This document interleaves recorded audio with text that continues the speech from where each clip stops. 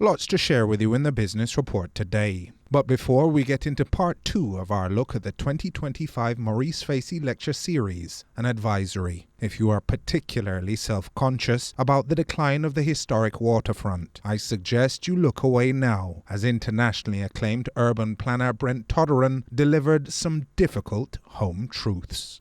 What you have is nowhere near good enough. It's actually bad in many ways.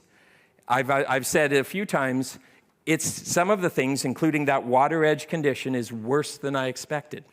And I was already prepared to be concerned with what I saw, but it was worse than I expected. When I went to the water edge where there are things and people, this is what I found. Now, I'm not going to pick on you because I know you're working on the plan. You've got a project in mind, I know that. But the fact that it got to this level. And by the way, if I could figure out a way for a camera to capture smell, when I say it was worse than I expected, this is why. I've never seen anything like this in a city that isn't deeply and profoundly distressed.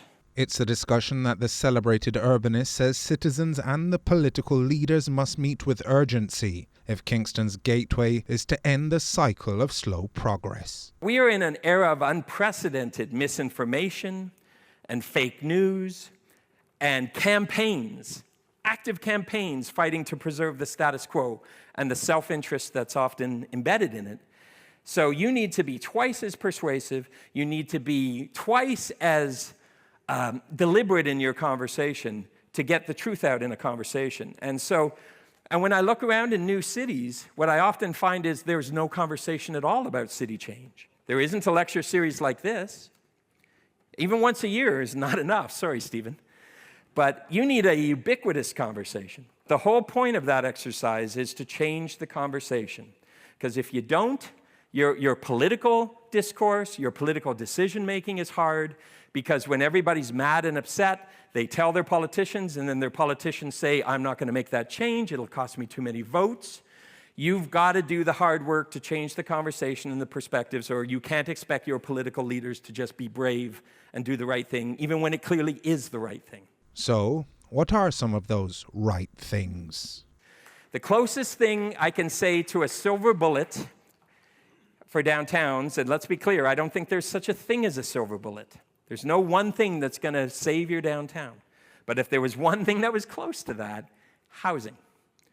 And we have had downtowns that have tried to be cultural and tourism and entertainment and government and commerce.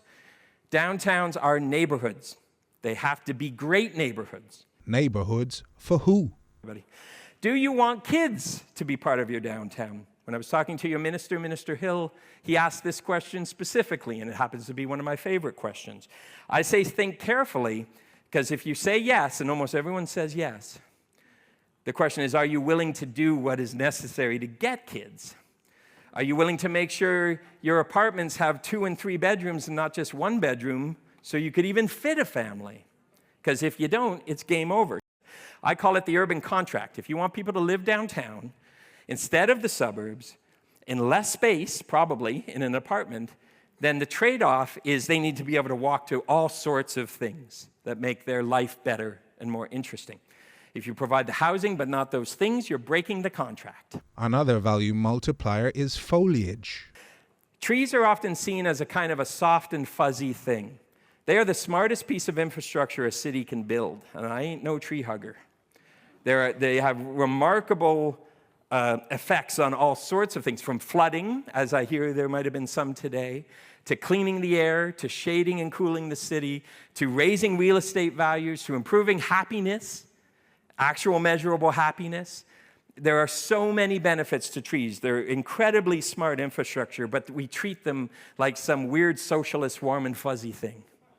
They are not. They are intensely pragmatic. They are common sense. Todderan urged leaders to think of downtown Kingston as an ecosystem, one which he stressed is urgently in need of addressing pollution and waste management in the harbour itself. Clean the water enough, and then clean it really. So I know what you're doing because I've been asking a lot of questions. What are you working on to capture all that waste coming out of the gullies, to reconsider potentially even the gullies and their role in communities, and all of that work associated with that. What I'd say to you is do something fast that will help. Because right now it's about as bad as I've ever seen anywhere. And even if you just make it better, that will improve things. So when I say clean the water enough, right now it's a negative to everything that you would talk about transformation of the water. It's not just neutral, as I've said, it's negative. You're abusing your water on a daily basis. Good ideas are the easy part. The real challenge is being honest about why the good ideas haven't happened yet and change those things. I've been obsessive over the last 3 days saying, tell me, that's a great idea. How long has it been around? Years. Why hasn't it happened? Tell me the answer. One that the C.B. Facey Foundation, now in its 5th year of hosting the Maurice Facey Annual Lecture Series, is committed to helping Kingstonians solve together. Downtown Kingston and its waterfront must rise to this role. It should be the face by which our country's capital city is first known, and the commons where Jamaicans gather for commerce, culture, and community. And that was your business report. I'm Joel Crosskill.